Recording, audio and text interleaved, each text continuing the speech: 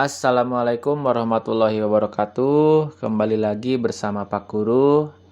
Hari ini kita akan belajar tema 6 energi dan perubahannya, yaitu subtema 2. Yang pertama yaitu pembelajaran bahasa Indonesia. Menyajikan informasi dari teks tentang perubahan energi. Kamu dapat menyajikan informasi dari teks dengan langkah berikut ini. Yang pertama, bacalah teks dengan cermat. Yang kedua, diskusikan informasi yang terdapat pada teks dengan teman-temanmu. Yang ketiga, awali diskusi dengan mengungkapkan gagasan-gagasan yang kalian miliki. Yang keempat, saling bertukarlah gagasan dalam diskusi bersama anggota kelompok.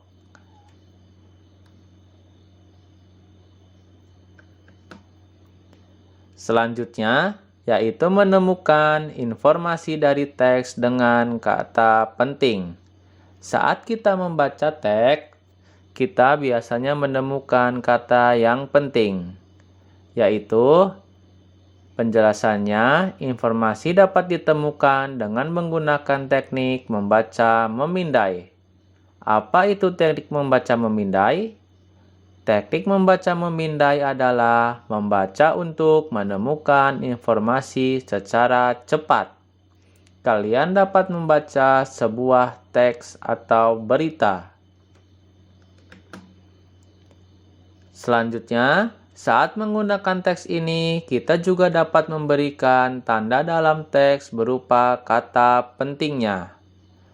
Selanjutnya, gunakan Kamus Besar Bahasa Indonesia jika mengalami kesulitan menemukan makna kata-kata di dalam teks.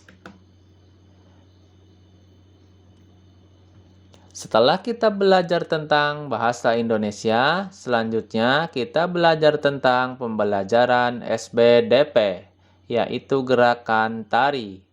Seorang penari yang menyajikan suatu tarian harus pandai menggunakan tenaga dengan tepat. Setiap gerakan dalam tarian ada yang dilakukan dengan kuat dan ada juga yang dilakukan dengan lemah. Tarian dengan gerakan kuat biasanya diiringi oleh lagu yang memiliki tempo cepat dan bersemangat. Sedangkan untuk tarian dengan gerakan lemah biasanya diiringi oleh lagu yang memiliki tempo lambat dan terkadang sedih.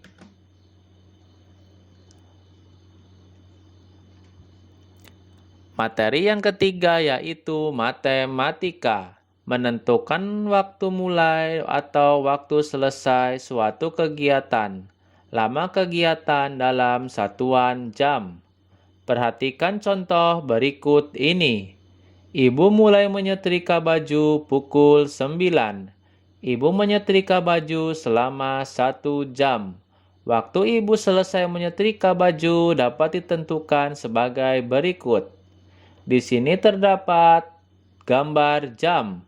Ibu mulai pada pukul 9. 1 jam kemudian ialah pukul 10. Jadi, caranya, waktu ibu selesai menyetrika sama dengan pukul 9 ditambah 1 jam sama dengan pukul 10.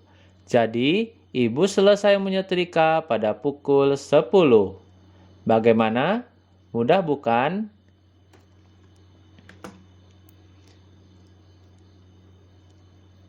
Selanjutnya, menentukan lama kegiatan dalam satuan jam dan menit.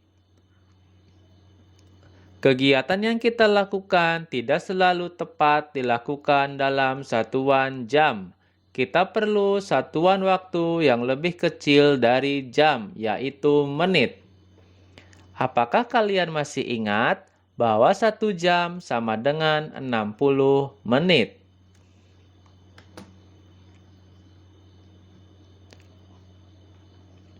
Menentukan waktu mulai atau waktu selesai sesuai kegiatan. Lama kegiatan dalam jam dan menit. Seringkali kegiatan yang kita lakukan lamanya tidak tepat 1 jam, 2 jam, 3 jam, dan seterusnya. Akan tetapi, kegiatan tersebut dapat juga dilakukan selama 1 jam 10 menit atau 2 jam 30 menit. Nah, untuk selanjutnya yaitu ada kegiatan paling lama dan paling sebentar. Berbagai kegiatan yang kita lakukan sehari-hari dapat berbeda lamanya. Kita dapat membandingkan dan menentukan kegiatan apa yang paling lama dan paling sebentar. Contohnya, ketika kita makan, kita lakukan lama atau sebentar. Tentu sebentar ya. Selanjutnya, kita ke pembelajaran PPKN. Pentingnya menggunakan energi dengan benar. Melakukan penghematan dalam menggunakan energi adalah bentuk penggunaan energi secara benar.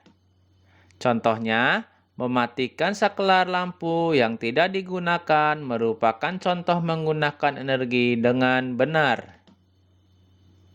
Nah, selain itu, ada kewajiban terhadap benda yang digunakan sehari-hari. Yang pertama, semua barang yang kamu miliki di kamarmu berhak kamu gunakan.